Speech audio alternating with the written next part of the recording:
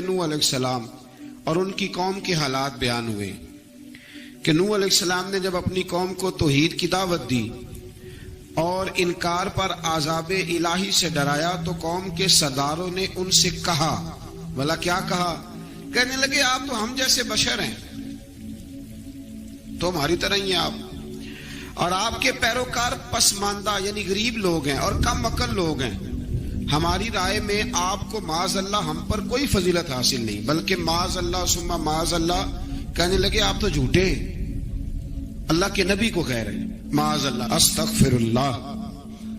नूह अलैहिस्सलाम ने जवाब दिया कि मैं अपने रब की जानिब से वाज़े दलील रखता हूं और उसने मुझे रहमत से नवाजा है, लेकिन तुम मेरे मकाम को समझने की सलाहियत नहीं रखते, तुम इतनी सलाहियत रखते नहीं हो।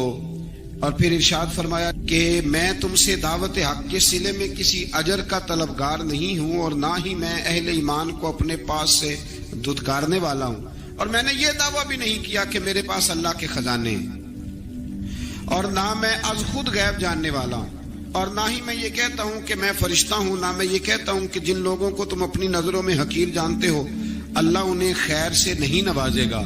फरमाया ये ठीक है कि अल्लाह बशरों में से रसूल बनाता है, पर जिसे बनाता है फिर उसे बड़ी शानें अता फरमाता है। पहले दिन से इंसान का ये मसला है, पहले दिन से इंसान का ये मसला है कि वो कहता है मैं इंसान से हिदायत हासिल करूं, लेकिन रब ने भी कानून बनाया है कि अल्लाह तबारक व तआला बंदे पर ही वही फरमाता है। फरिश्तों और जिन्नों को अल्लाह ने इस मनसब के लिए मुंतखब नहीं फरमाया। कौम नूह ने कहा कि आपने हमसे बहुत बहस की माज़अल्लाह, बस जिस आजाब से आप हमें डरा रहे हैं वो ले आइए। तो नूह अलैहिस्सलाम ने कहा कि अल्लाह चाहेगा तो तुम पर आजाब भी आ जाएगा। आयत नंबर 37 से 47 में बताया कि अल्लाह ताला की तरफ से नूह अलैहिस्सलाम को हुक्म हुआ कि हमारी निगरानी में और हमारी वही के मुताबिक आप कश्ती बनाइए और जालिमों के बारे में हमसे कोई बात ना करें। हजरत नूह की ख्वाहिश थी कि या अल्लाह इन्हें भी माफ कर दे।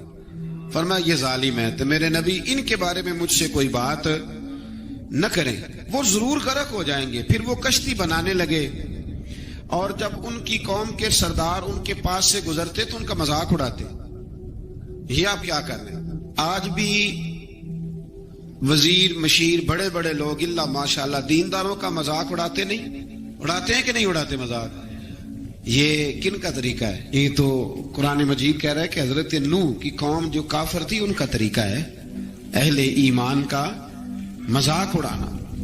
तो वो मजाक उड़ाने लगे। नूह अलैहिस्सलाम ने कहा कि वो वक्त आने वाला है कि जब तुम्हारा मजाक उड़ाया जाएगा और तुम्हें पता चल जाएगा कि रुस्वाकुन अजाब किस पर आएगा। अल्लाह ताला ने फरमाया जब हमारा हुक्म आजाब आ पहुंचा और तंदूर उबलने लगा, तंदूर से आग निकला करती है, पानी नहीं निकला करता, और नूह अलैहिस्सलाम की कौम पर जब अजाब आया तो पानी तंदूर से निकला, तंदूर से अल्लाह ने पानी निकाला, जहां से पानी निकला नहीं करता, तंदूर उबलने लगा। अल्लाह अकबर। तो अल्लाह तबारक व तआला ने फरमाया तो हमने नूह अलैहिस्सलाम से कहा कि आप खुद और अपने घर वालों के साथ इस कश्ती में सवार हो जाएं और अहले ईमान को भी सवार कर लें और हर चीज के जोड़े यानी नार और मादा को सवार कर लें। और उनके साथ ईमान वाले बहुत काम थे। हजरत नूह अलैहिस्सलाम दुआएं पढ़ते हुए सवार हो गए। फिर क्या हुआ? कश्ती उन्हें पहाड़ों जैसी मौजों में ले जा रही थी कि नूह अलैहिस्सलाम अलग खड़े हुए अपने बेटे से फरमाने लगे, या बेटे हमारे साथ कश्ती में सवार हो जा और काफिरों के साथ ना रहो। उसने यानी नूह अलैहिस्सलाम के बेटे ने कहा कि मैं आपके साथ नहीं बैठूंगा, अभी कोई पहाड़ आएगा तो मैं पहाड़ की पनाह ले लूंगा। अगर किसी नेक आदमी का बेटा कभी गलत निकल आया तो इसका मतलब ये नहीं कि उसने तरबियत ठीक नहीं की। हाँ, ये इतराज छोड़ दे, इसलिए कि नूह अलैहिस्सलाम का बेटा काफिर हो गया और जब सैलाब नजर आया तो उससे कहा कि आजा सवार हो जा, तो कहने लगा मैं नहीं बैठूंगा, मैं तो किसी पहाड़ की पनाह ले लूंगा और मैं उसके अंदर छुप जाऊंगा और वो पहाड़ मुझे पानी से बचा लेगा। नूह अलैहिस्सलाम ने कहा आज अल्लाह के हुक्म के सिवा कोई बचाने वाला नहीं है सिवाय उसके जिस पर अल्लाह रहम फरमाए। फिर उन दोनों के दरमियान मौज हायल हो गई, ऐसे एक मौज उठी और हजरत नूह का बेटा डूब गया। اور جب حضرت نوح کا بیٹا ڈوبا، اللہ کی طرف سے حکم ہوا اے زمین اپنا پانی نگل لے، اے آسمان تھم جا، پانی خشک ہو گیا، اللہ کا فیصلہ نافذ ہو گیا اور کشتی کوہ جودی پر ٹھہر گئی۔ نوح علیہ السلام نے اللہ سے التجا کی، کیا میرے پروردگار میرا بیٹا اور میرے اہل سے ہے، اور تیرا وعدہ سچا ہے کہ تم میرے اہل کو بچا لے گا۔ اللہ نے فرمایا نوح وہ آپ کے اہل میں سے ہے ہی نہیں، وہ آپ کے اہل میں سے ہے ہی نہیں۔ اہل میں سے وہ ہوگا جو آپ کے طریقے پہ چلے گا، جو طریقے پہ نہ چلے وہ نسل میں سے ہے ہی نہیں، وہ ختم ہو گئی بات۔ اللہ اکبر۔ اس کے اعمال ٹھیک نہیں، جس بات کی حقیقت کا آپ کو معلوم نہ ہو اس کے بارے میں سوال نہ کریں۔ تو نوح علیہ السلام نے اللہ تعالیٰ سے اپنی اس اجتہادی خطا پر مغفرت اور رحم کی دعا کی۔ پھر طوفان نوح تھم جانے کے بعد وہ سلامتی کے ساتھ اتر گئے۔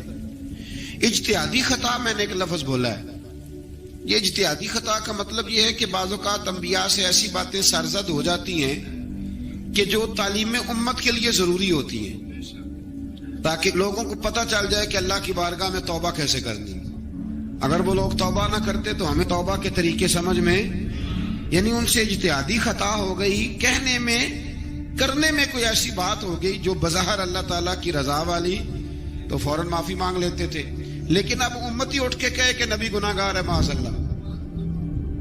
حضرت آدم نے دعا مانگی تھی نا، ربنا ظلمنا انفسنا، اے اللہ ہم نے اپنی جانوں پر ظلم کیا۔ انہوں نے کہا تھا تو اگر کوئی بندہ حضرت آدم کو ظالم کہے گا تو کافر ہو جائے گا، تو اگر وہ کہے کہ وہ تو خود کہہ رہے ہیں، ایک بندہ اڑ جاتا ہے، کہتے ہیں جو خود کہہ رہے ربنا ظلمنا، تو خدا کے بندے وہ اللہ کے نبی ہیں، وہ رب سے کہہ رہے ہیں، وہ عاجزی کے طور پر کہہ رہے ہیں۔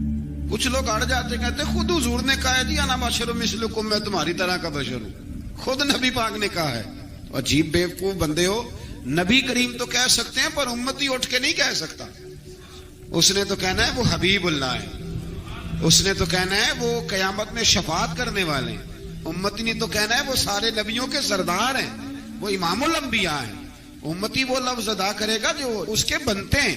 اب کوئی بندہ اٹھ کے کہہ دے، دیکھے نا ایک بہت بڑا عالم تقریر کرتے ہوئے کہے جی میں تو ان پڑھ آدمی ہوں، تو اس کا شاگرد کہے کہ استاد جی قسم اٹھائے ہاں آپ نے تقریر میں کہا نہیں میں ان پڑھ ہوں، آپ تو ان پڑھ ہے، تو یہ بات ادب ہے کہ بے ادبی ہے؟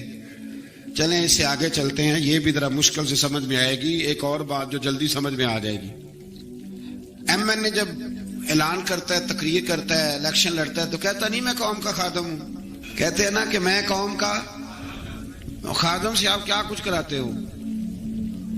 سارے کام کراتے ہیں نا۔ خادم کو بندہ یہ بھی کہہ لیتا ہے کہ ذرا جھاڑو دے دے گلی میں، کہتے ہو کہ نہیں کہتے؟ تو اس نے بھی تو سپیکر میں کہا میں خادم ہوں، کہو اس سے کہ جھاڑو دے گلی میں آ کے، پھر پتہ کیا حال ہوگا؟ جھاڑو تو نہیں آئے گا اور ہو سکتا ہے کچھ ہے آ جائے۔ تو اس لیے اب کوئی بندہ کہے جی انہوں خود کہا، تو ایک کچھ پوری جماعت ہے لوگوں کی جو بات کو سمجھتی نہیں، کہتے ہیں خود کہا میں بشر ہوں، انہوں نے خود کہا میں غیب نہیں جانتا، انہوں نے خود کہا میرے پاس خزانہ کوئی نہیں، انہوں نے خود کہا میرے پاس کوئی شے نہیں۔ تو اس لیے آپ سمجھیں کسی کے لفظوں پر اگر آپ گرا لگا کے بیٹھیں گے تو پھر اس سے بے ادبی ہوگی۔ تو نوح علیہ السلام نے اللہ سے اپنی اجتہادی خطا کی معافی مانگی۔ اب حضرت نوح کو کوئی خطا کار کہے گا تو بہت بڑا مجرم بن جائے گا، اس لیے کہ وہ اللہ کے نبی ہیں۔ آیت نمبر 50 میں قوم عاد کا ذکر ہے، اور ان کی طرف دعوت توحید دینے کے لیے اللہ تعالیٰ نے حضرت ہود علیہ السلام کو بھیجا۔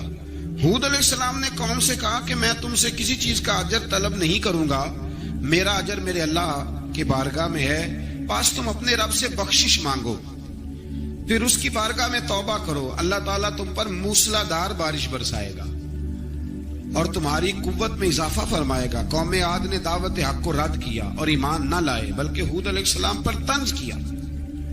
وہ کہنے لگے کہ ہمارے تو معبودوں نے، ہمارے بتوں نے معاذ اللہ آپ کو پاگل بنا دیا ہے، آپ کو مجنون بنا دیا ہے۔ الٹا حضرت ہود کو کہنے لگے اس لیے آپ ایسی باتیں کرتے ہیں۔ ہود علیہ السلام نے کہا میں اللہ کو گواہ بناتا ہوں اور تم بھی گواہ رہنا کہ میں تمہارے شرک سے بری ہوں اور میں اللہ پر توکل کرتا ہوں اور میں نے رسالت کا حق ادا کر دیا ہے۔ آیت نمبر 58 میں اللہ تعالیٰ نے فرمایا جب ہمارے عذاب کا وقت آ گیا تو ہم نے اپنی رحمت سے ہود اور ان کے ساتھ مومنوں کو نجات عطا کی۔ قوم عاد نے اللہ کی نشانیاں اور رسولوں کو جھٹلایا اور دنیا اور آخرت میں لعنت کے حقدار ہوئے۔ آیت نمبر 61 میں پھر سے حضرت صالح علیہ السلام اور ان کی قوم سمود کے حالات کو بیان کیا گیا ہے۔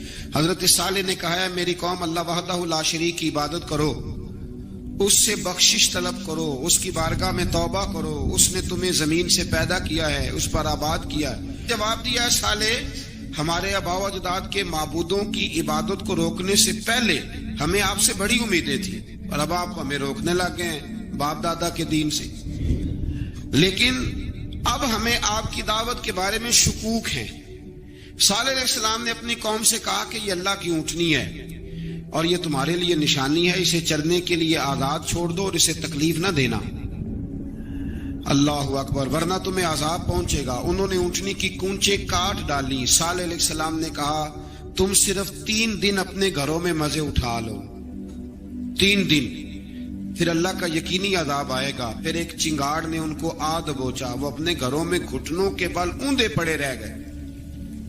صرف صالح علیہ السلام ان کے ساتھ اہل ایمان اس عذاب سے بچے۔ یہ 3 قوموں کا ذکر ہو گیا، نوح علیہ السلام کی قوم کا بھی، ہود علیہ السلام کی قوم کا بھی، اور حضرت صالح علیہ۔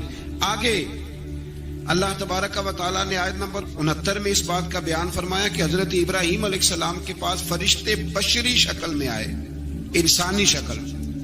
انہوں نے اجنبی مہمانوں کے لیے بچڑے کا بھنا ہوا گوشت تیار کرایا۔ آپ یقین کریں کچھ باتیں لوگ ایسی بیان کرتے ہیں کہ جن کو نہ سن کے بندے کا دل کرتا ہے کہ اس بندے کو بتائیں کہ یار یہاں تو دین سارا پڑھ۔ ایک صاحب مجھے کہنے لگے جی میں ایک پیر صاحب کے پاس گیا تھا تو بڑی مرغن غذائیں تھی، انہوں نے میری بڑی خدمت کی پر مجھے نہیں اچھا لگا، پیروں کو چاہیے سادی روٹی رکھیں۔ میں کہتا ہوں پیراں واسطے لسٹ بنا خاں انہوں نے کس طرح نہ ہونا چاہیے۔ یہ بہت بڑی مصیبت ہے۔ اگر آپ سادہ کھانا کھلا دیں تب بھی اعتراض ہے، اچھا کھلا دیں کہنے رولا ہے کوئی پیر چوکھے مالدار، دونوں طرف سے مسئلہ۔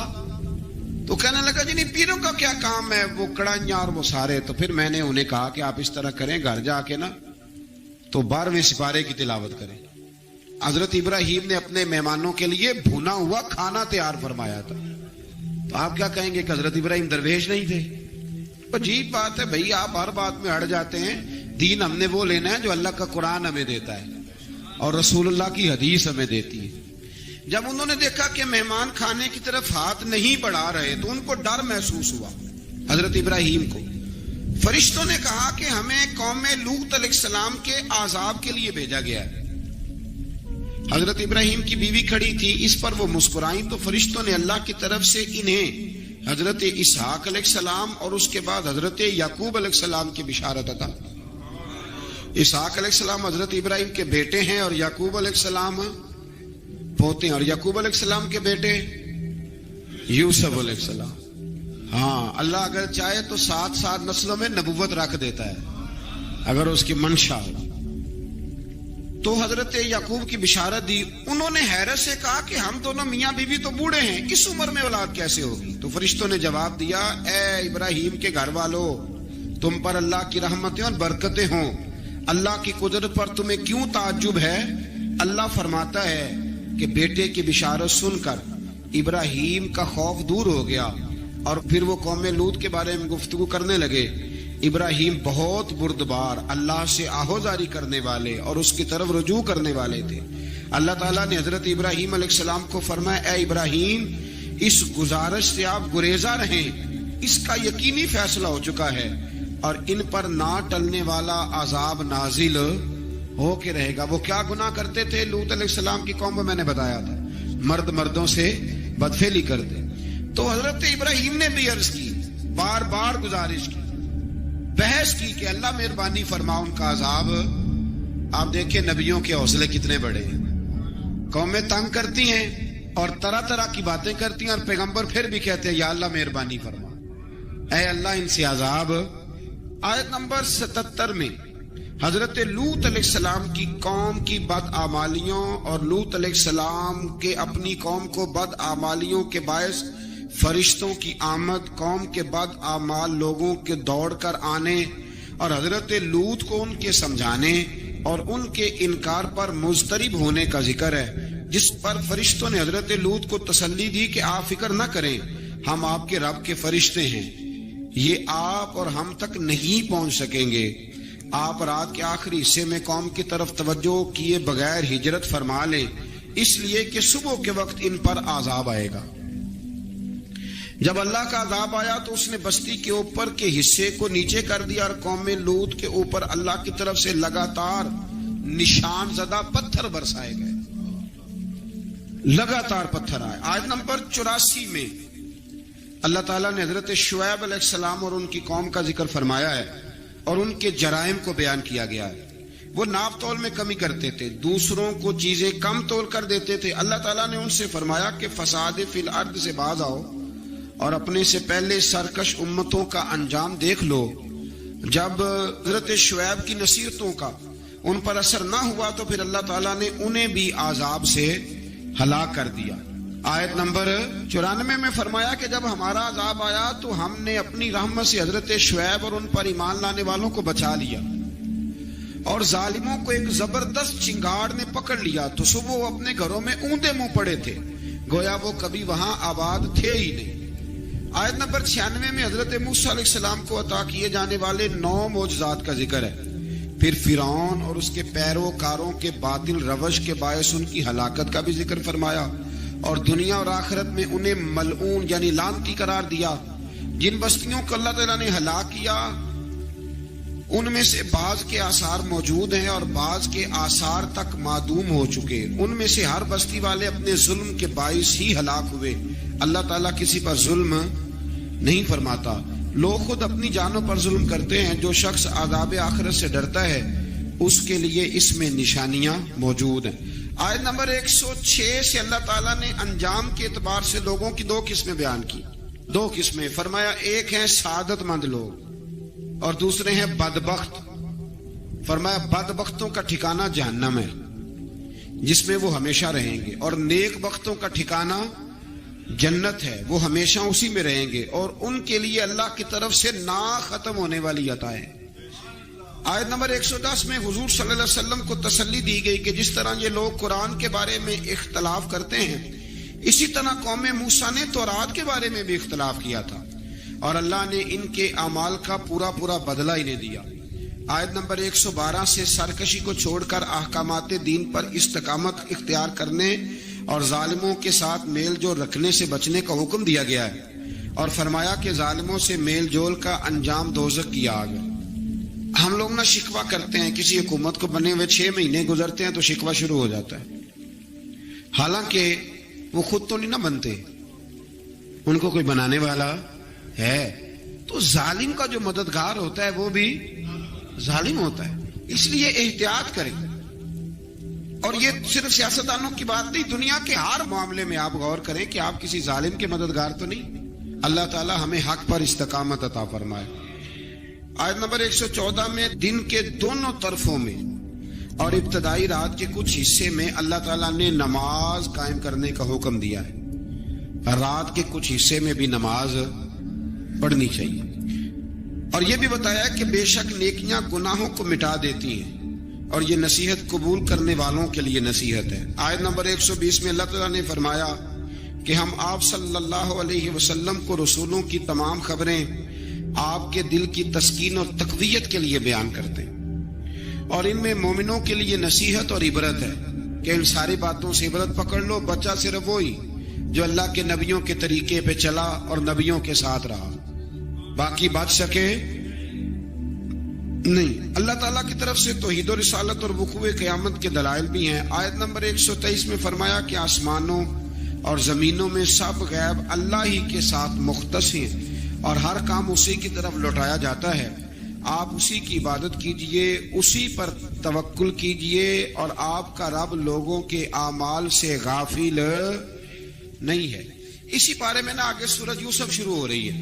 اس کو اللہ تعالیٰ نے کہا ہے کہ یہ بڑا پیارا قصہ ہے، احسن القصص کا، قصوں میں سونا قصہ. تو یہ کچھ 12ویں پارے میں اور کچھ 13ویں پارے میں ہے. میں نے یہ ارادہ کیا ہے کہ یہ ایک ہی دن پوری بیان کی جائے. قوم سبت کا ذکر فرمایا اللہ نے. ہفتے والے دن کچھ لوگ نافرمانی کرتے. ہمارے بھی ہیلے بہانے ہیں نا آج کل کاروبار میں. تو اسی सिपारे की आयत नंबर 65 के अंदर अल्लाह ताला ने हजरत दाऊद की कौम का जिक्र किया कि अल्लाह ने उन्हें हुक्म दिया था कि हफ्ते वाले दिन मछलियां नहीं पकड़नी, तो वो कहते थे चलो हाथ लगा के नहीं पकड़नी, हाथ लगा के। वो हमारे लोग हीले बहाने तलाश कर लेते हैं ना, वो बड़े जनाब इंश्योरेंस वाला आ गया, अब वो बैंक वाला आ गया, वो फलाने साहब आ गए, वो तरोड़ मरोड़ के कहानियां बातें, और फिर हमें भी रास्ते मिल जाते हैं बचने के। मुफ्ती साहब ने कह दिया था, ओ एक मौलाना से मैंने इनको कहा हफ्ते वाले दिन मछलियां नहीं पकड़ने का, नहीं पकड़ते, छोटे छोटे हौज बना लिए, तो मछलियां ज्यादा आती थी उस दिन। ये भी अल्लाह की कुदरत थी, नमाज के वक्त गाहक ज्यादा आते हैं, ये उसकी कुदरत होती है। तो वो मछलियां हौज में जमा हो जाती, यूं समझ ले कि जाल इन्होंने लगा लिए हुए, तो जाल में वो फंसती रहती थी, हौजों में आती रहती थी। हफ्ते को नहीं पकड़ते थे, इतवार को पकड़ लेते थे, तो फिर अल्लाह ने सजा दी। फरमाया तमाशे करते हो अल्लाह के हुक्म के साथ। क्या सजा दी? फकुलना लहुम कूनू किरादतन खासीन, फरमाया बंदर बन जाओ धुतकारे हुए। जो रिस्क हराम तरीके से कमाते थे रब उन्हें बंदर बना देता था। अभी भी मैंने देखे हैं बड़े बड़े ताजर पागलों जैसी जिंदगी गुजार रहे हैं, नफसियाती तौर पे सुकून नहीं है, करोड़ों रुपया पड़ा है। क्यों? इसलिए कि रब के बताए हुए तरीके के मुताबिक तिजारत नहीं करते। आगे एक और दिलचस्प बात आ गई। बनी इसराइल के अंदर ना एक शख्स ने अपने चचा को कत्ल कर दिया जायदाद के लिए। ये देखें कब से लोग जायदाद के लिए कत्ल करते आ रहे हैं।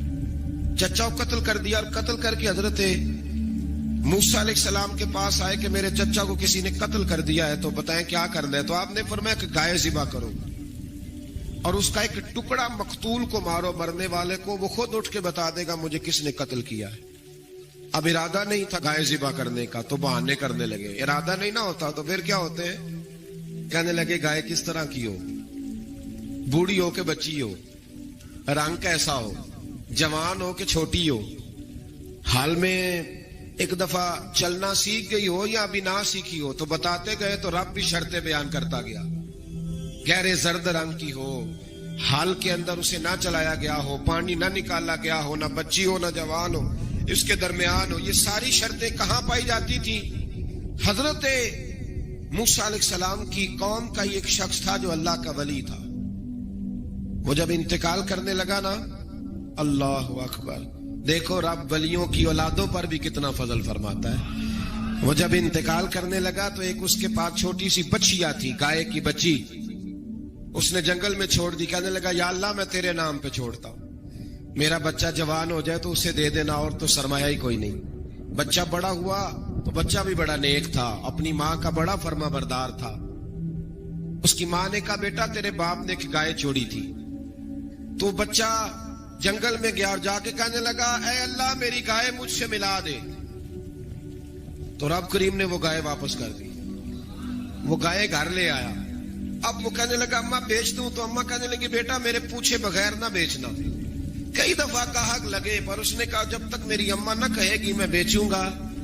उधर बनी इसराइल वाले शर्तें जितनी गाय के बारे में पूछ चुके थे वो सारी इसी गाय में पाई जाती थी। तो ये ढूंढते ढूंढते वहां पहुंच गए। तो कहने लगे गाय चाहिए। तो उसने कहा भी तुम्हारी मर्जी से नहीं, कीमत मेरी मर्जी की। एक मुफस्सर ने तो यहां तक लिखा है कि उसने कहा गाय ज़िबा करके ना, तो जितना गाय के अंदर गोश्त होगा ना उतना ही खाल के अंदर तो मुझे माल भर के दोगे, उतने ही सिक्के भर के दोगे, उतनी अशरफियां भर के दोगे, तो फिर तुम्हें गाय दूंगा। तो फिर ये गाय उन्हें मिली और ये गाय लेकर के आए। ज्यादा सवालात ना करते तो ज्यादा उलझते ना। हम भी दीन के मामले में बड़े सवाल जवाब करते हैं, उतना सवाल करें जितनी उसकी जरूरत है। इन लोगों ने सवालात ज्यादा किए तो फिर उलझ ज्यादा गए। तो मेरे भाई इसका जिक्र भी अल्लाह तबारक व तआला ने पहले पारे के अंदर बयान फरमाया। फिर अल्लाह करीम ने फरमाया कि कुछ ऐसे लोग भी हैं यहूदियों में से जिनका दावा हो गया है कि हम अल्लाह के बड़े प्यारे हैं। फरमाया ये सिर्फ उनके मुंह की बातें हैं, ये तो क़यामत में पता चलेगा ना कि अल्लाह का प्यार किसके साथ ज्यादा है। और फिर ये भी यहूदियों ने दावा किया है, इसी पारे में अल्लाह फरमाते हैं कि इनका दावा है कि हम अल्लाह के बड़े प्यारे हैं, जन्नत में हम ही जाएंगे। तो अल्लाह फरमाते हैं फिर मरने की दुआ तो करो, जन्नत में तो मर के जाना है ना। लेकिन रब फरमाते हैं ये कभी मरने की दुआ نہیں کریں گے، اس لیے کہ انہیں پتہ ہے کہ ہم نے آخرت کے لیے کیا بھیجا. لیکن جی پہلا حکم آ گیا یا ایھا الذین آمنوا کہہ کے، پہلی آیت قرآن پاک کی پہلے سپارے میں پہلی آیت جس میں اللہ نے کہا یا ایھا الذین آمنوا. تو پہلا حکم آمنوا کہہ کے آیت نمبر 104 میں جو اللہ نے حکم دیا ہے نا، وہ نبی پاک کی تعظیم کا حکم ہے. پہلا حکم ہی اللہ نے حضور کی عزت اور ناموس کا ارشاد فرمایا. پہلا اس ترتیب کے لحاظ سے وہ ہوا یہ کہ جب نبی پاک کو بات ارشاد کرتے تو صحابہ کرام اٹھ کے عرض کرتے رائینا یا رسول اللہ، حضور سمجھ نہیں آئی ذرا رعایت کر دے. تو یہودیوں کی عبرانی زبان کے اندر نہ ذرا کھینچ کے پڑھتے تھے رائینا، تو اس کا معنی بنتا تھا معاذ اللہ اے ہمارے چرواہے. بکریاں چرانے والے کو بھی وہ رائینا کہتے تھے. تو جب صحابہ یہ کہنے لگے تو اللہ نے منع ہی کر دیا. فرمایا میرے محبوب کے غلاموں، اس لفظ کے پیچھے چھپ کے لوگ میرے نبی کی بے ادبی کر جاتے ہیں. تو جس لفظ کا کوئی ایک معنی بے ادبی والا بنتا ہو وہ لفظ بھی میرے نبی کے لیے نہ کہو. لفظ وہ والے کہو جس میں کوئی بے ادبی کا معنی نکلے نہ. یہاں لوگوں نے بڑے بڑے لفظ نہیں بول دیے، پھر کہتے میرا مطلب یہ تھا، میرا مطلب وہ تھا، تو تو نے وہ لفظ بولا کیوں جس کا کوئی غلط مطلب بھی نکل سکتا تھا. اللہ نے فرمایا یا ایھا الذین آمنوا لا تقولوا رائینا، اے ایمان والو رائینا کہو ہی نہ. تو یا اللہ کیا کہیں؟ فرمایا وقولوا انظرنا، تم کہو یا رسول اللہ ایک نظر فرمائیے. انداز دیکھیے، انظرنا ایک نظر. تو ہمارے بزرگ تو پہلے ہی بڑے پیار والوں نے کہہ دیا یا رسول اللہ انظر حالنا. کہتے کہاں سے لاتے ہو جملے؟ میں نے کہا اللہ کی کتاب سے. یا رسول اللہ انظر حالنا یا حبیب اللہ اسمع قالا. تو تم کہو انظرنا، محبوب نظر کرم کرے، واسمعوا، اور کیا ضرورت ہے دوبارہ پوچھنے کی؟ اللہ کہتے پہلے ہی دھیان سے سنا کرو، پہلے ہی واسمعوا، پہلے ہی احتیاط سے سنو. وللکافرین عذاب الیم، اور کافروں کے لیے دردناک عذاب ہے. لے جی اسی پارے میں اللہ تبارک و تعالیٰ نے پھر اہل یہود کا ذکر کیا. تو یہود کہنے لگے کہ ہم حضرت ابراہیم کے ماننے والے ہیں. تو اللہ کریم نے وہ بھی ذکر کیا کہ میں نے تو ابراہیم کو آزمایا ہے. وَإِذِ ابْتَلَىٰ إِبْرَاهِيمَ رَبُّهُ بِكَلِمَاتٍ فَأَتَمَّهُنَّ، ہم نے ابراہیم کو کچھ چیزوں سے آزمایا ہے، وہ ہماری آزمائش پہ پورے اترے. قَالَ إِنِّي جَاعِلُكَ لِلنَّاسِ إِمَامًا، تو پھر ہم نے انہیں کہا کہ ہم آپ کو پوری دنیا کا امام بنائیں گے. وہ آزمائش کیا تھی؟ آگ میں جانا بھی آزمائش، بیٹے کا نہ ہونا بھی آزمائش، بیٹا ہوا تو پھر اسے وادی غیر ذی زرع ان میں چھوڑ کے آنا بھی آزمائش، بڑا ہوا تو پھر ذبح کرنا بھی آزمائش. فرمایا جہاں جہاں آزمایا ہے نا، ابراہیم ہماری آزمائش میں پورے اترے. فرمایا تو مفت میں حضرت ابراہیم کی اولاد بنتے ہو اور ان کا نام لیتے ہو اور ان کے ساتھ اپنا تعلق بناتے ہو، دیکھو تو صحیح وہ کتنی آزمائشوں سے گزرے. تو اس کا بھی اللہ نے اسی میں ذکر فرمایا. اور پھر وہ بات کرتے تھے حضرت یعقوب کی اور حضرت اسحاق کی. تو فرمایا وہ تو ہمارے اتنے خاص بندے تھے کہ وصال کے وقت بھی انہوں نے اپنی اولادوں کو نصیحت فرمائی تھی کہ اللہ کی توحید پہ قائم رہنا. اس کا ذکر بھی اللہ نے اسی پارے میں بیان فرمایا. اور جو حضرت ابراہیم اور جناب اسماعیل نے کعبہ تعمیر کیا تو اس کا ذکر بھی اللہ تعالیٰ نے اسی بارے میں فرمایا. فرمایا جب وہ کعبہ بنا رہے تھے تو کہہ رہے تھے ربنا تقبل منا، کہہ رہے تھے اے اللہ بنا ہم نے دیا ہے پر مہربانی فرما ہم سے قبول فرما لے. تو جو آیہ کریمہ آخر میں عرض کرنا چاہتا ہوں اس پر بھی تھوڑی توجہ فرمائیں گے تو بات بڑی نکھر کے باہر آئے گی. یہ 16ویں رکوع کے اندر اللہ نے پھر یہود کا اور عیسائیت کا ذکر فرمایا. تو اللہ کریم نے ایک بات ارشاد فرمائی. یہودیوں کے ہاں جب کوئی بچہ پیدا ہوتا تھا پیلے رنگ کے ساتھ اس کو رنگتے تھے، یا کوئی خاص رنگ تھا ان کا. بچہ پیدا ہوتا تو اس پر وہ رنگ چڑھاتے کہ یہ جی ہمارے مذہب کا رنگ ہے. ہمارے ہاں بھی رسمیں ہیں نا اپنی اپنی، معاذ اللہ اپنی اپنی نہیں ہونی چاہیے، اللہ رسول کا حکم ہونا چاہیے. تو یہودیوں کے ہاں بچہ پیدا ہوتا تو ایک خاص رنگ چڑھاتے، عیسائیوں کے ہاں پیدا ہوتا تو وہ بھی ایک خاص رنگ چڑھاتے. تو مسلمانوں کے ہاں بچے پیدا ہوئے تو انہوں نے بھی توجہ کی کہ یہ کیا ہو رہا ہے. تو رب کریم نے فرمایا صبغۃ اللہ، رنگ اللہ کا ہی ہے. ومن احسن من اللہ صبغہ، اور فرمایا اللہ کے رنگ سے زیادہ خوبصورت کس کا رنگ ہو سکتا ہے؟ اللہ کا رنگ کیا ہے؟ لا الہ الا اللہ محمد رسول اللہ صلی اللہ علیہ. فرمایا نیلے پیلے کالے رنگ نہ چڑھاؤ، اپنے ذہن پر توحید و رسالت کا رنگ چڑھاؤ. یہ سب سے بہترین رنگ ہے. اگر تمہارے ذہنوں پر رب رسول کی توحید کا رنگ چڑھ گیا تو یہ وہ والا رنگ ہے، پھر تمہیں کسی اور رنگ کی طرف جانے کی ضرورت نہیں پڑے گی. تو فرمایا رنگ وہ پیدا کرو جو توحید کا ہے، رسالت کا ہے، اس رنگ کی توجہ کرو. قرآن مجید کے اس پارے میں اللہ کریم نے مختلف باتیں بیان کر کے آخری رکوع میں یہ جو رنگ کا ذکر فرمایا نا، تو یہ لگتا ہے پورے پارے کا خلاصہ ہے کہ رب کریم نے فرمایا اصل بات یہ ہے کہ تمہاری سوچوں پہ رب رسول کی توحید و رسالت کا رنگ ہونا چاہیے. وہ ایک دفعہ مسلمہ کذاب بے ایمان کہنے لگا میں نے بنا لیا قرآن پاک کا جواب. معاذ اللہ. جواب کیا بنایا؟ وہ سورت ہے نا القاریہ ملقاریہ وما ادراک ملقاریہ، کھڑکھڑانے والی کیا ہے، کھڑکھڑانے والی تمہیں کیا پتا کیا ہے کھڑکھڑی، قیامت کا ذکر ہے.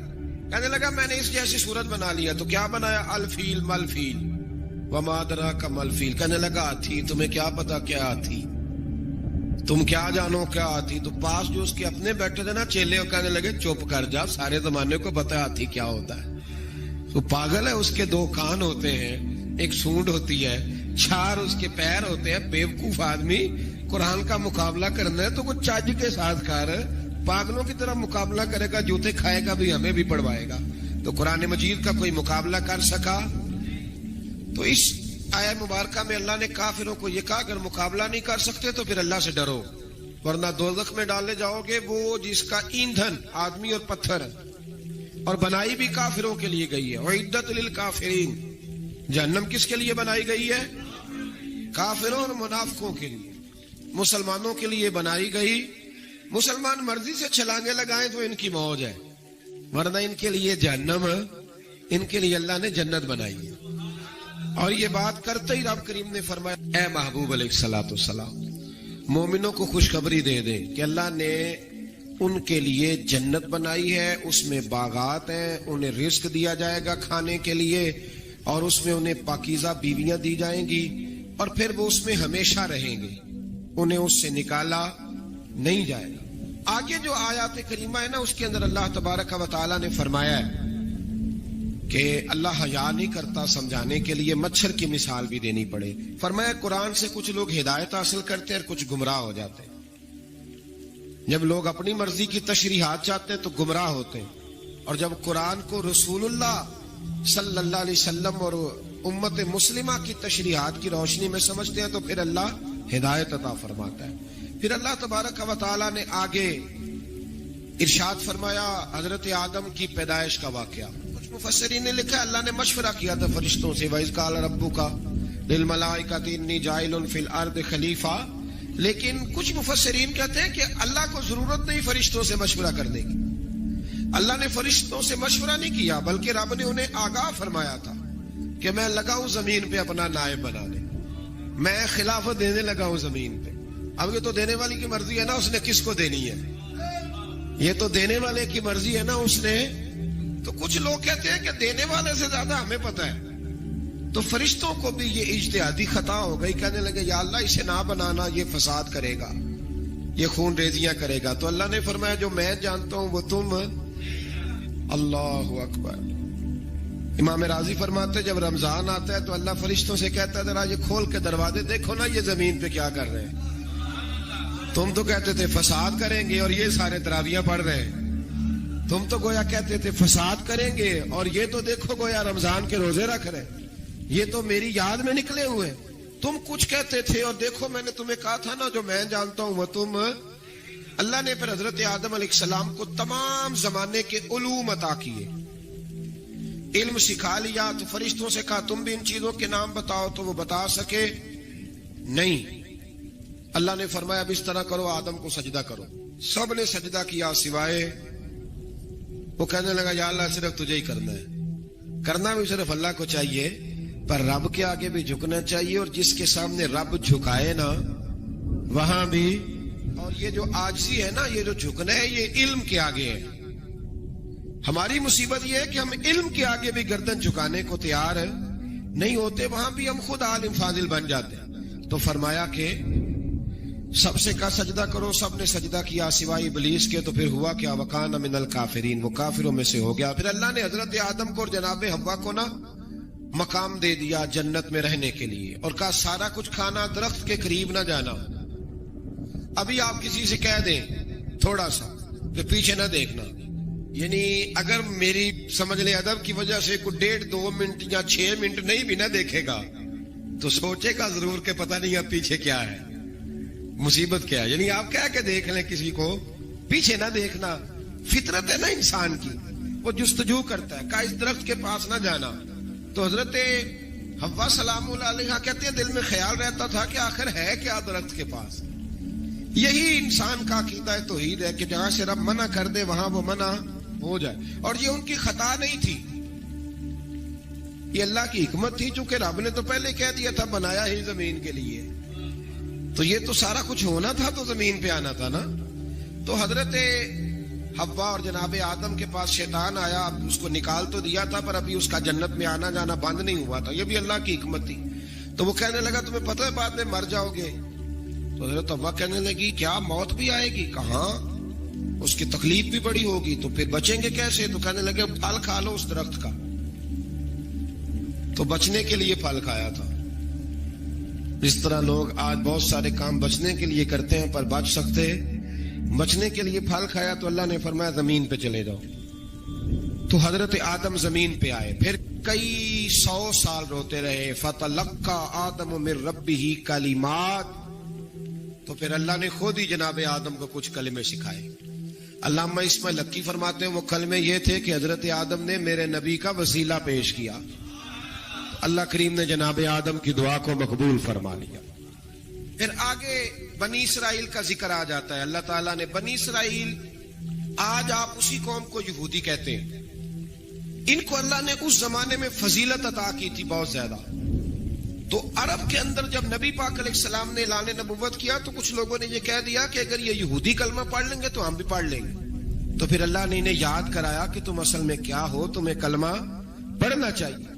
تو اہل یہود کا تذکرہ کرتے کرتے رب کریم نے ایک بات یہ بھی ارشاد فرمائی کہ تم لوگوں کو تو کہتے رہے ہو کہ وہ نبی آنے والے ہیں، وہ نبی آنے والے ہیں، اور جب آ گئے ہیں تو ماننے کو تیار نہیں ہو۔ تو فرمایا تأمرون الناس بالبر وتنسون انفسکم وانتم تتلون الکتاب، لوگوں کو بھلائی کا حکم دیتے ہو اور اپنے آپ کو بھول جاتے ہو، افلا تعقلون، تمہیں عقل نہیں؟ پھر اللہ نے انہیں یہ بھی یاد کرایا کہ یاد کرو وہ زمانہ کہ جب فرعون نے خواب دیکھ لیا تھا کہ کوئی بچہ اس کی سلطنت کو تباہ کرے گا، تو پھر اس نے تمہارے بچوں کو ذبح کرانا شروع کیا اور تمہاری بیٹیوں کو چھوڑتا تھا۔